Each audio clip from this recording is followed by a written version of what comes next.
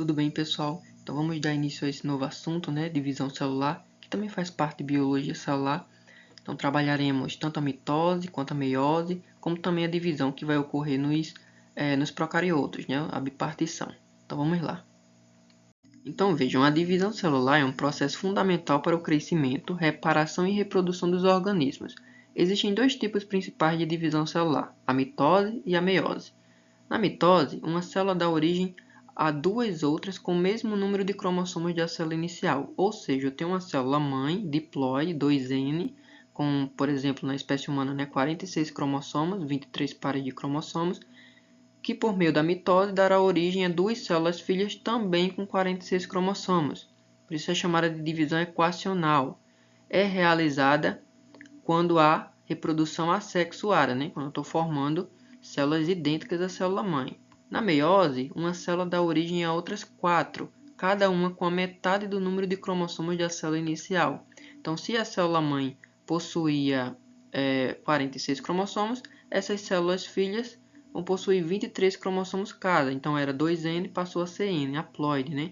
Por que precisa ser haploide? Porque quando se unir o espermatozoide, por exemplo, do homem com o óvulo da mulher, é necessário que eles tenham metade, né? Porque se une metade do homem com metade da mulher e forma o zigoto, né? Com os 46 cromossomos. Por isso que essas células da meiose precisam ser haploides, né?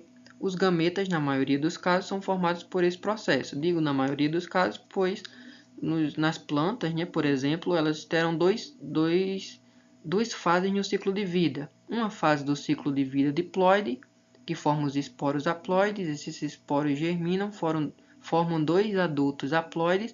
A esses adultos, como eles são haploides, eles não precisam sofrer meiose. Eles sofrem mitose para dar origem aos gametas. Aos gametas, cada um gameta haploide se unem e dá novamente origem a um indivíduo diploide, que novamente forma os esporos, né?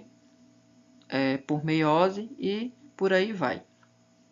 Aí a gente vai ter a meiose 1, que é reducional, ou seja, na meiose 1 que ocorre a divisão desses cromossomos para a formação de duas células haploides, e a meiose 2 equacional, onde essas duas células haploides dão origem a outras duas células também haploides, totalizando no final 4 células. É importante a gente saber onde ocorrem esses processos, né? Então, meiose só ocorre na formação de gametas, né? Quando a gente está falando de animal. Já a mitose vai ocorrer na cicatrização de tecidos, né? Vai ocorrer no crescimento. Então, a partir do momento que teve a formação do zigoto, dali em diante, na formação da criança até adulto, né? Vai ocorrer sucessivas mitoses, né? Outra característica importante sobre a mitose é que ela geralmente vai ocorrer em células mais simples, células que são muito especializadas, como células musculares, né? Ou células, os neurônios, né? Não vão ter uma grande capacidade mitótica, né? Mas as células, por exemplo, da epiderme, que a gente precisa ter uma reposição de células ali, porque a gente está perdendo constantemente, né? Ocorre uma grande quantidade de mitoses. Então veja o ciclo reprodutivo da espécie humana. Temos o humano na fase adulta, que ele vai ser diploide, né? 2Ns, com 23 pares de cromossomos, um total de 46 cromossomos, 23 herdados do pai e 23 da mãe. Esse humano, por meio da meiose, vai produzir seus gametas, né? No caso do homem, espermatozoide, no caso da mulher, o óvulo, né? Vejam que esses gametas eles são haploides, não são mais 2Ns, e sim apenas N, possuindo 23 cromossomos, né? Por meio da fecundação, o óvulo se une ao espermatozoide, formando o zigoto, que vai ser diploide. A partir da formação do zigoto, vai ocorrer sucessivas mitoses, né, nas células somáticas, para dar crescimento a esse organismo, né? E posteriormente, essa criança, né, se tornar um adulto, dando continuidade a esse ciclo. Agora vamos falar um pouco sobre o ciclo celular. Então, a maior parte da vida da célula é representada pelo período entre uma divisão e outra, que é chamada de intérfase ou de interfase. No ciclo celular, devem ser considerados dois momentos, que é o momento da interfase, né, em que a célula não está se dividindo, e que basicamente é o período maior, né? Que vai ser dividido em 3 partes, que a gente vai ver. E a mitose, que vai ser a divisão propriamente dita, né? Em que a célula se divide em duas. Aí a gente vai ter aquelas fases, né? Prófase, metáfase, anáfase, telófase e citocinese. Na interfase são definidas 3 fases. A G1, então nessa fase cada cromossomo contém uma só molécula de DNA, falando-se em uma só cromátide. A S, onde ocorre duplicação de DNA e duplicação do centrossomo, né? E a G2, a síntese de DNA já se completou, né? É a fase em que antecede a mitose. Na região do centrômero de cada cromátide irmã surge o cinetocoro, um complexo proteico ao qual se unirão as fibras do fuso, né? Que posteriormente separarão essas cromátides. Então vejam aqui o esqueminha. A gente tem dois cromossomos simples, uma cromátide e seu centrômero, que depois da fase S da interfase ocorre a duplicação do DNA. Então aqui a gente vai ter um cromossomo, porém com suas moléculas de DNA duplicada, com essas chamadas cromátides irmãs, e também com centrômero duplicado. Nessas regiões da cromátide a gente vai ter a eucromatina, que é onde vai ter aquele DNA mais ativo, né? E em laranjas a heterocromatina, aquele DNA menos ativo. Nas regiões apicais há os telômeros. E esses telômeros eles são bastante importantes na regulação dessas divisões celulares. Eles meio que dão um limite a essas divisões. Então as células vão se dividindo e naturalmente esses telômeros vão se comprimindo, né? Vão ficando menores. O que acontece é que em determinada quantidade de divisões eles ficam instáveis, acabam degradando o cromossomo e causando a morte celular. Então, esses telômeros são fatores de envelhecimento, ok? Só que existem células que precisam se multiplicar mais, como por exemplo as células que dão origem aos gametas, né? As células da parede, por exemplo, do estômago. Então, é necessário que há algum fator que inibe esses telômeros, e isso vai ser por meio de uma enzima chamada telomerase. Então, essa telomerase ela vai repor esses telômeros, né? Fazendo com que as células possam se reproduzir mais, e isso acaba também sendo fatores, por exemplo, do câncer. Então, uma característica do câncer é essa replicação, né? Essa múltiplas mitoses descontroladas, né? Que acabam formando tumor, que invade o tecido saudável, se espalhando pelo corpo, né? Metástase. Então, o que poderia pausar essas células de se reproduzirem dessa forma, né, descontrolada, seria esses telômeros. Porém, essas células cancerígenas possuem a telomerase, que possibilitam com que elas continuem se reproduzindo e causando o mal que causa, né, os cânceres no geral. Então, vejam como são importantes esses telômeros. Então, daremos início agora à mitose em células animais, para deixar bem claro que a gente está usando como exemplo as células animais. Então, a primeira fase da mitose vai ser a prófase. Nela vai ocorrer o quê? A condensação dos cromossomos, tornando-se individualizado e visível ao microscópio, o desaparecimento do nucleolo, pois cessa a transcrição de RNA ribossômico, a gente sabe que quem produz o ribossomo vai ser o nucleolo, a separação dos centrossomos e migração para os polos da célula. Então, esses centrossomos que foram duplicados lá na interfase, né, eles vão migrar cada um para o polo da célula para que posteriormente consigam alinhar e puxar as cromátides cada um para um lado, né, por meio das fibras de fuso. E ocorre o rompimento do envelope nuclear, porque enquanto tiver o envelope nuclear, essas fibras de fuso dos centrossomos, né, com o par de centríolos, não conseguirão se associar aos centrômeros. A segunda fase da mitose, chamada de metáfase, ocorrerá logo após a ruptura do envelope nuclear. Então, a união dos microtúbulos, né, só vai poder ocorrer após a ausência do núcleo.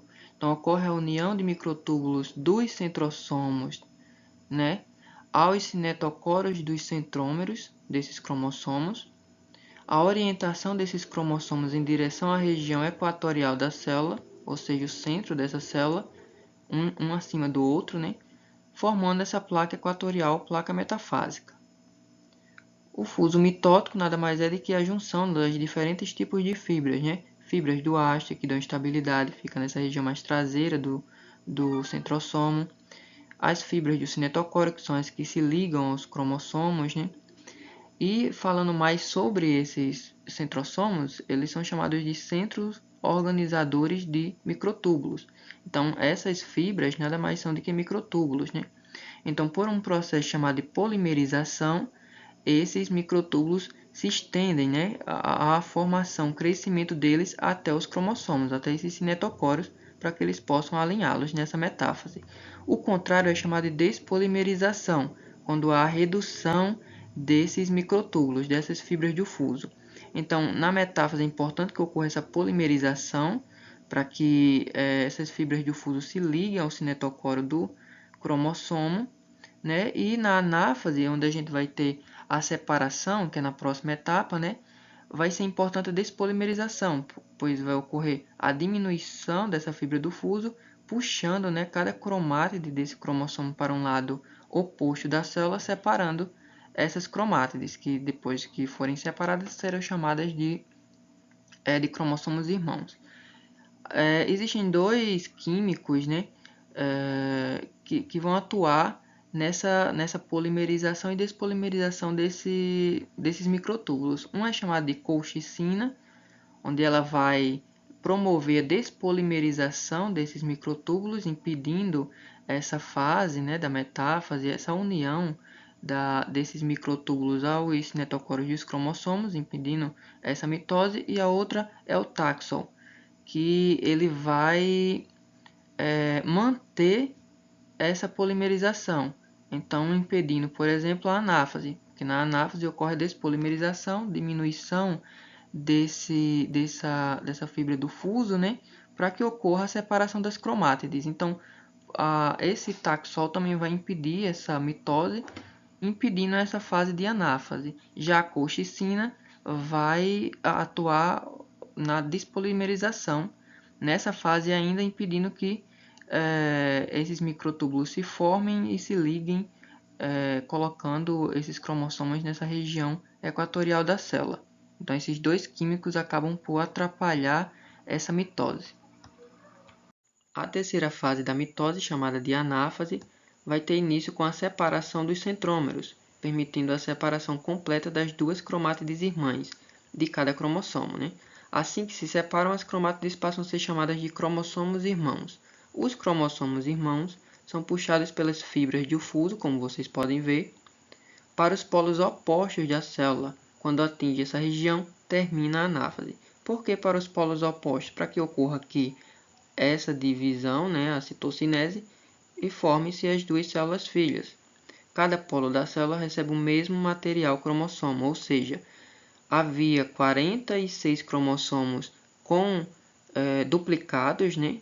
Então 46 cromossomos com suas moléculas de DNA duplicadas, e essas fibras de fuso se ligaram a esse cinetocório do centrômero e puxaram 46 cromátides para um lado, que são 46 cromossomos, né, irmãos, quando forem separados, e 46 para o outro.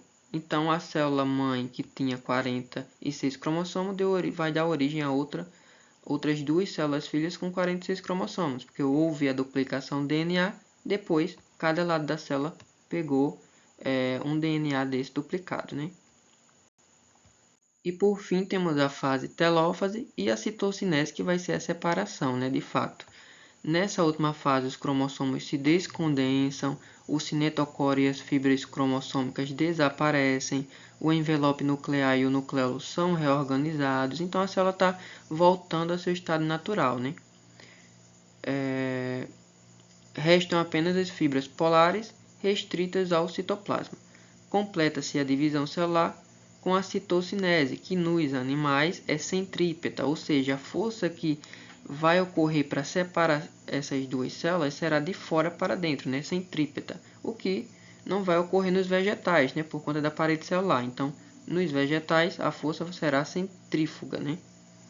Vejam, a célula mãe, né, deu origem a duas células filhas exatamente iguais. Então vejam um esqueminha. Na intéfase vai ocorrer a duplicação do centrossomo, né, lá na fase S, duplicação do material genético. Então os cromossomos que eram apenas um cromossomo simples, né, agora vai ser um cromossomo em formato de X, com as duas cromátides irmãs. Na prófase, que é a primeira fase da mitose, vai ocorrer a migração desse centrossomo para regiões polares da célula, né? A degradação da membrana nuclear, a condensação desse material genético, né, desses cromossomos, já inicia na prófase e só vai ter seu ápice na metáfase. Na metáfase, com a degradação do núcleo que já ocorreu, né, as fibras de fuso conseguem se ligar aos cinetocórios dos centrômeros desses cromossomos, alinhar eles na região equatorial da célula, né, formando a placa metafásica. Na anáfase já vai ocorrer a separação dessas cromátides irmãs, né, que agora recebem o nome de cromossomos irmãos, por meio da despolimerização, né, dessa fibra do fuso. E depois, na telófase e citocinese, né, vai ocorrer a reorganização do núcleo, descondensação dos cromossomos, né, aparecimento depois do nucleolo. E nos animais a gente viu que a citocinese vai ser centrípeta, né?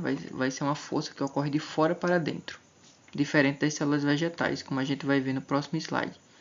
Posteriormente, essa célula-mãe, né, vai dar origem a duas células filhas exatamente iguais, que é a característica da mitose, né, uma divisão equacional. Mitose em células vegetais. Então, vai haver algumas diferenças entre a mitose de células vegetais e células animais. Na mitose das células de plantas gimnospermas, plantas que possuem sementes nuas, né, e angiospermas, as plantas com flores e frutos, existem algumas diferenças em relação à mitose das células animais. Não há centríolos, o que a gente trabalhou até numa questão, é uma mitose acêntrica. Não há formação de fibras do áster, é uma mitose anastral.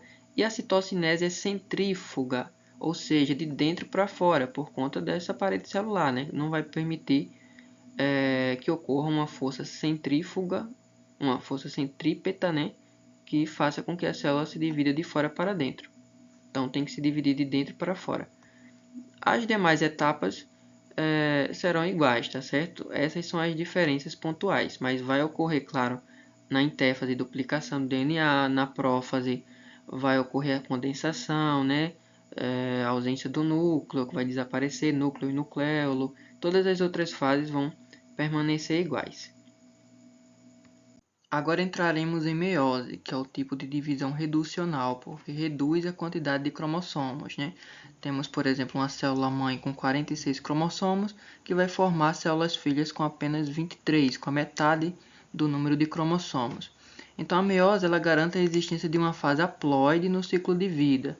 E considerando que os ciclos de vida têm início com a fecundação, a meiose pode ocorrer logo após a fecundação, meiose inicial ou zigótica, no meio do ciclo, a meiose espórica, né, ou intermediária, e no final do ciclo, meiose final ou gamética. A meiose zigótica ocorre em algumas algas e em todos os fungos. A meiose espórica ocorre na maioria das algas e de todas as plantas terrestres, né, que tem aquelas duas fases do ciclo de vida. E a meiose gamética ocorre nos animais. Então, na gente vai ocorrer esse tipo de meiose. Aqui tem um exemplo de meiose zigótica, pois o zigoto, que é diploide, já vai sofrer meiose, formando os esporos haploides, né, que formam indivíduos adultos haploides e que, por meio de mitose, formam os gametas, que vão se unir na fecundação, formando o zigoto diploide. Então, se eu tenho um adulto que é haploide, não vai precisar ocorrer meiose, né, porque meiose é interessante nos organismos diploides, para que forme justamente essas células haploides. Mas se o indivíduo adulto já é haploide, então ele vai sofrer mitose.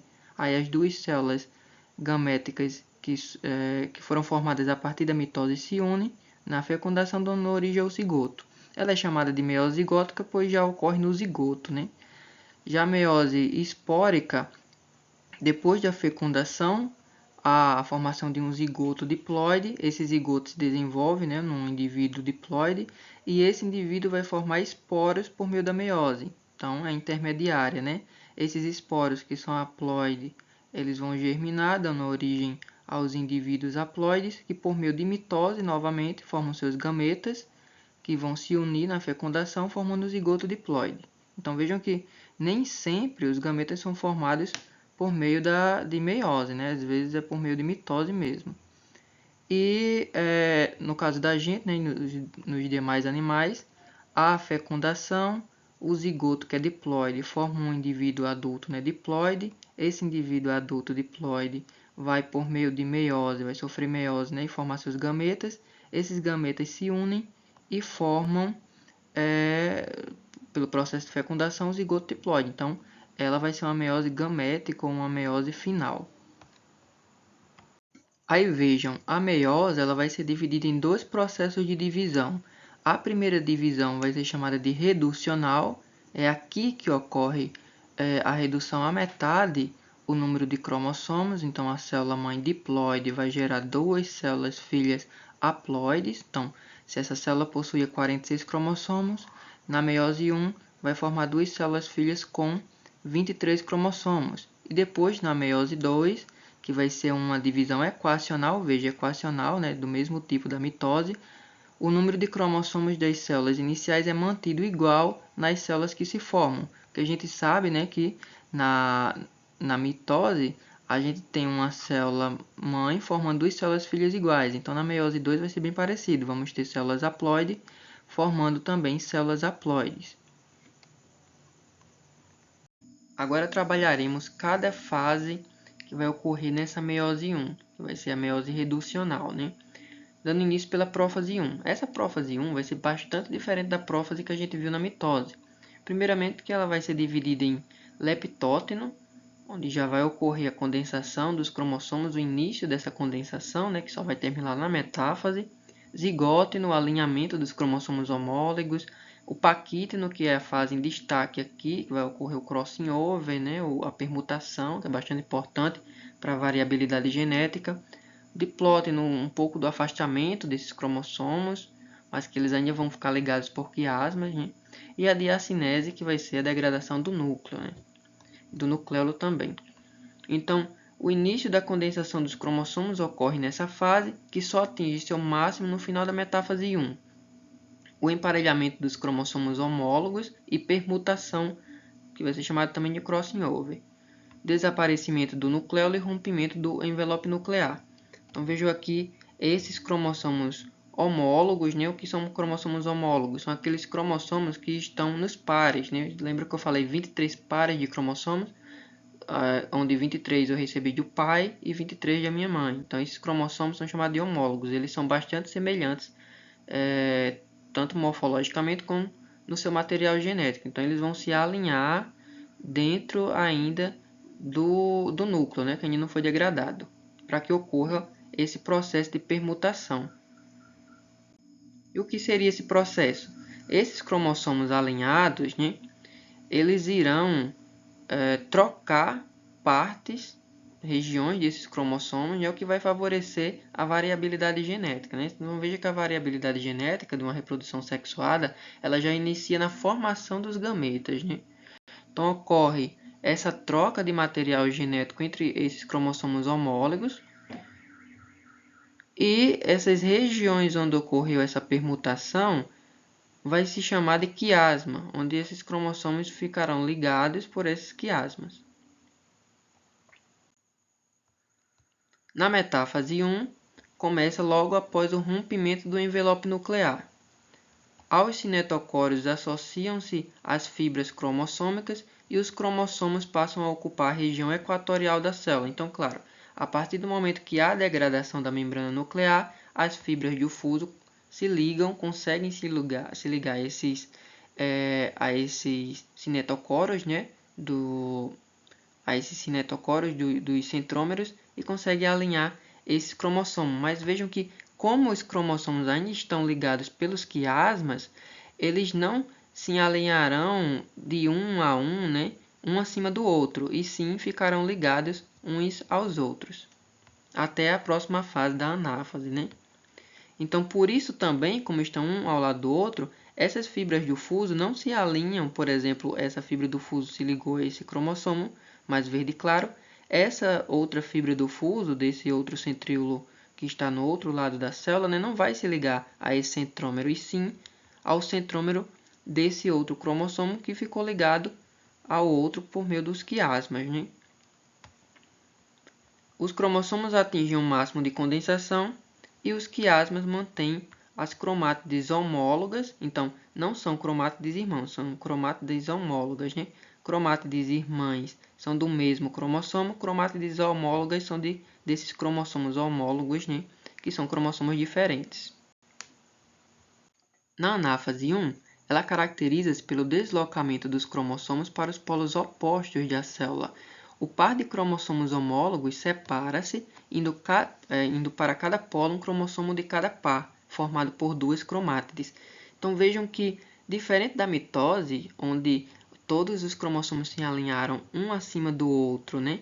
E essas fibras de fuso puxaram uma cromátide para cada lado. Então, um lado da célula puxou 46 cromátides, o outro lado da célula puxou 46 cromátides, ou seja, cada célula vai possuir 46 cromossomos, por isso que é uma divisão equacional. Aqui não, como esses cromossomos, por meio dos quiasmas, estavam um ligado ao lado do outro, né? Essas fibras de fuso puxaram 23 cromossomos com moléculas duplicadas para um lado e 23 cromossomos com moléculas duplicadas para o outro. Por isso que é uma divisão reducional, né? Porque dividiu-se ao meio a quantidade desses cromossomos. Ficou apenas cromossomos com moléculas de DNA duplicadas. Não ocorre separação do centrômero, como acontece na fase da mitose, porque para ocorrer a separação do centrômero, teria que, por exemplo, essa fibra do fuso se ligar a outra região aqui do centrômero, né? Dividindo esses dois centrômeros, dividindo também essas cromátides, né? Então aqui não vai ocorrer isso. Então vejam aqui o esqueminha da diferença da anáfase mitótica para a anáfase meiótica. Na mitótica, né, ocorre a separação do centrômero e cada cromátide é puxado para um polo da célula. Então aquele cromossomo com as moléculas de DNA duplicado, né, uma das moléculas será puxada para um lado e a outra molécula será puxada para o outro. Na anáfase meiótica, não. Cada cromossomo homólogo duplicado é puxado para um polo da célula. Os centrômeros não se separam. Então, as fibras de fuso irão puxar para um lado um cromossomo com duas moléculas de DNA, um cromossomo com seu DNA duplicado, né? E as outras fibras de fuso do outro polo irá puxar também um cromossomo inteiro com as moléculas de DNA duplicado. Por isso que acaba sendo uma divisão reducional, né? Dividindo-se ao meio, transformando uma célula diploide numa célula ploide. E a telófase 1 e citocinese, que é basicamente a mesma coisa na mitose, né? Os cromossomos desespiralizam-se, o envelope nuclear e o nucleolo reorganizam-se e ocorre a citocinese, que novamente vai ser centrípeta, né? De fora para dentro, no caso das células animais. A meiose 2 equacional vai ser bastante parecida com a mitose. Cada uma das células haploides formadas pela meiose 1 sofre uma segunda divisão, que é a meiose 2. Nessa divisão ocorre a separação das cromátides irmãs, porque como a gente viu na meiose 1, né, separou-se o quê? O cromossomo com as duas o DNA duplicado, e aqui sim na meiose 2 que vai ocorrer a separação dessas cromátides. Só que quando ocorre a separação dessas cromátides na meiose 2, como aqueles cromossomos já haviam sido separados na meiose 1, vai separar o quê? 23 cromátides para um lado e 23 para o outro, né? Então, novamente, vai permanecer células haploides, porém sem estar com os cromossomos com DNA duplicado. Ó, aqui tem um esqueminha da meiose 2, né? Resumido. Na prófase 2, os cromossomos espiralizam-se, centríolos duplicam-se, envelope nuclear e nucleolo desaparecem, né? Esses centríolos precisam se duplicar para cada um ir para o lado oposto da célula, né? Para as regiões polares. O envelope nuclear precisa também ser degradado para que essas fibras de fusão tenham acesso ao cinetocoro do centrômero. Fibras polares passam a ocupar a região correspondente ao núcleo. Depois os cromossomos unem-se às fibras do cinetocoro, né, depois que não há mais a membrana nuclear. Na metáfase 2, as díades que são díades. Quando a gente está falando de mitose, quando há a separação das cromátides, essas cromátides passam a ser chamadas de quê? De cromossomos irmãos, né? Que a gente falou. Quando na meiose 1, não são separados as cromátides, são separados o quê? Cada cromossomo para cada lado. Então, é chamado de díades. Então, díades no equador celular, esses cromossomos, né? Resultado da meiose 1. Na anáfase 2, centrômeros separam-se. Cada cromátide irmã de uma díade dirige-se para o polo da célula, recebendo o nome de cromossomo irmão, novamente, como na mitose, né? Então, vejam como é parecido com a mitose. E aqui sim, aqueles 23 cromossomos, agora com moléculas de DNA duplicadas, serão separadas essas moléculas de DNA, né? 23 para um lado e 23 para o outro. Então, as 4 células resultado dessa meiose 2 serão células haploides, né? Porém, essas células resultado da meiose 1 eram células haploides com moléculas de DNA duplicado. Agora não, serão células haploides com a quantidade de DNA corretinha, né? Sem estar duplicada. Na telófase 2 de citocinese ocorre cromossomos irmãos nos polos da célula, fibras de fuso desaparecem e o envelope nuclear e o nucleolo reorganizam-se novamente. Os cromossomos desespiralizam-se e ocorre a citocinese, né? Que no caso das células animais, novamente, será centrípeta, na verdade, perdão, e nas células vegetais, centrífuga. Então vejam aqui o esqueminha, né, da meiose. Ele vai ter aquelas fases na meiose 1, a prófase 1, né, onde vai ocorrer a condensação dos cromossomos, a migração dos centrossomos com padicentríolos, né, no caso de células animais, para os polos da célula. Lembrar da fase do paquítino, onde ocorre a recombinação genética, não sei se eu usei esse termo, mas que é na permutação, né, no crossing over, que ocorre essa recombinação genética que vai favorecer a variabilidade genética. Depois ocorre metáfase, alinhamento desses cromossomos, que não é igual na mitose, porque esses estão ligados pelos quiasmas, né? Foi na região que ocorreu a permutação. Depois ocorre a anáfase, separação desses cromossomos, no caso da espécie humana 23 para um lado e 23 para o outro, dando origem a duas células haploides. Então, a primeira meiose é reducional. Na segunda, vai ser equacional, parecido com a mitose, né? Então, tem todos aqueles processos. Na anáfase, vai ocorrer a separação de cada parte de cada cromossomo, né? Que estava com suas moléculas de DNA duplicada, que houve a duplicação do material genético do DNA de cada cromossomo desse. Então, vai 23 cromátides para um lado, e depois 23 cromátides para o outro, que vão ser chamadas agora de cromátides irmãs, que não são exatamente iguais às cromátides da mitose, porque ocorreu a permutação, né? O crossing over, a recombinação genética. E depois, no final desse processo, vai haver a formação de 4 células haploides, né? E por fim, agora falaremos da divisão celular das bactérias. É uma divisão mais simples e não ocorre por mitose. Ocorre o alongamento da célula e duplicação do cromossomo, que é único e circular. Então, a gente já falou bastante, né, que os procariotos possuem DNA circular, o que até sustenta, né, é um dos argumentos que sustentam a teoria da Lynn-Margulis, que fala que os cloroplastos e as mitocôndrias foram procariotos, né, procariotos ancestrais que foram englobados por células eucarióticas primitivas. Então, um dos argumentos será essa presença de DNA circular e a capacidade de autoduplicação, né? Então, formado apenas por uma molécula de DNA, continua o alongamento da célula e ocorre invaginação da membrana. Então, vejo aqui essa invaginação da membrana, né? Plasmática na região mediana, separando as células filhas. Nos procariotos não há formação de gametas nem meiose, como a gente já falou também nessa última aula. Então, basicamente, a célula duplica a sua molécula de DNA, que é circular, né? O alongamento da célula e a formação dessa invaginação da membrana plasmática que separa as duas células filhas. Então, é um processo muito mais básico, né? Quando a gente compara com o processo de mitose. E lembrar que nessas células procarióticas não há meiose, né? Mas, claro, elas têm reprodução sexuada, né? Algumas, né? Principalmente elas vão possuir, claro, uma reprodução assexuada, mas tem aqueles tipos de reprodução sexuada, como transformação, né, que a gente viu na aula de biologia celular. Então chegamos ao fim de mais uma aula, né, gente? Foi um assunto mais curtinho, pois faz parte de biologia celular, né?